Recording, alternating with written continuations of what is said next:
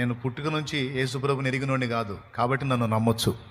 నేను మధ్యలో మారినోడిని కాబట్టి నన్ను నమ్మొచ్చు. నన్ను బట్టి క్రొత్తగా వచ్చిన వాళ్ళు కూడా యేసయ్యలో స్థిరపడవచ్చు.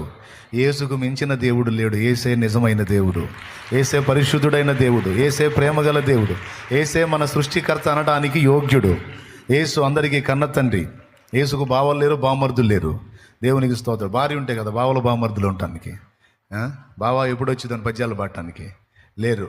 యేసు పరిశుద్ధుడు, ఆజన్మ బ్రహ్మచారి. ఆయన సర్వలోకానికి రక్షకుడు. ఆయన యందు ఏ పాపమో లేదు. పాపులందరి కోసం సిలువలో ప్రాణం పెట్టి తిరిగి లేచిన ఏకైక దేవుడు యేసయ్య. యేసులాంటి దేవుడు లేడు. యేసులాంటి నీతిమంతుడు లేడు. యేసులాంటి పరిశుద్ధుడు లేడు.